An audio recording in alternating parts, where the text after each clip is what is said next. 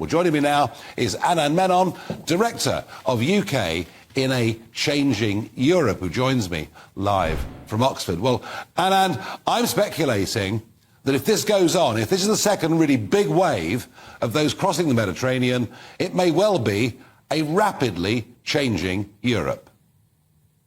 Well, I think you're absolutely right to point out that this is the sort of crisis that the EU really struggles with, because when it comes to burden sharing, Europe always fails to get agreement. And at the moment, what you see is some states like Hungary and Poland basically saying, no, we're not going to take part in this scheme. We're not going to share people who come to Italy.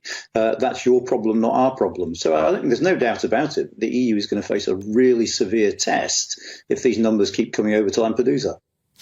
Yeah, I mean, the truth is, Anand, what's to stop these numbers from coming? I mean, there is no pushback. Little signs of pushback in Greece that we saw last year, but no sign of that from Italy, no sign of that from Georgia Meloni. I mean, who's to say that the numbers that don't come this year and next year aren't enormous? Where are they all going to go?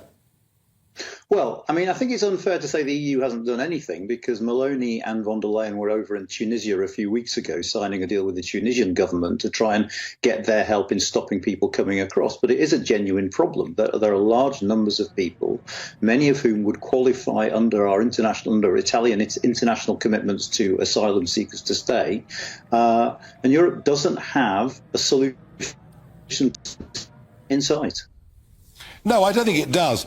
Politically, Anand, we've already in Europe seen quite a significant rightward shift. We've got, for example, in Sweden, the Swedish Democrats in coalition government.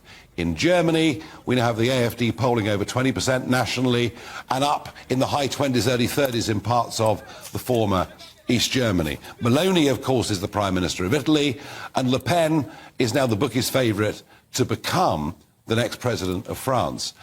Are we about to see Europe move not just to the right, but possibly genuinely to the far right? I mean, the first thing I would say is those polls from France I would always take with a pinch of salt, because they always tend a few years out to be slightly hypothetical. And of course, it's a two-round system that is designed precisely to prevent people like Le Pen from winning. But there's no doubt about it, in a context of a cost of living crisis plus spiralling numbers of immigrants coming in, that is fertile ground for the far right. And there's a real danger in European politics that these parties will keep on doing better under those circumstances. Yes, so mainstream parties need to find some kind of answers to those problems. And at the moment, they've been quite slow to do so. Now, we can look from here in the UK at what's happening in Lampedusa and in southern Europe and the political divisions that we've just talked about.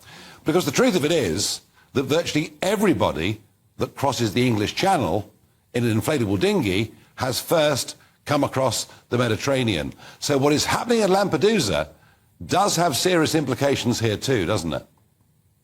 It does. I mean, it's worth bearing in mind that the numbers here are very, very small compared to the numbers that are coming into places like Italy across the Mediterranean. But yeah, the more people that come in via Europe's southern border, it stands to reason that, the more people will make their way up to northern France to try and come here. Albeit it is worth stressing that the numbers are far, far smaller here than they are there. Yeah, no, absolutely. Mercifully, the numbers here are smaller. But, I just take the view that if double the numbers so far this year have crossed into Italy, that will have a knock-on effect here. Any prospect of the European Union saying, enough of this, we've got to start sending the boats back?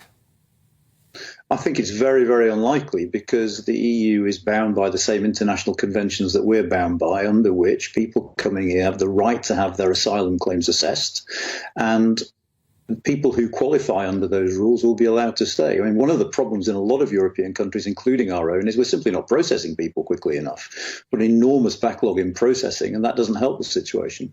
No, it is a mess. Anand Menon, thank you very much indeed for joining us again here on GB News.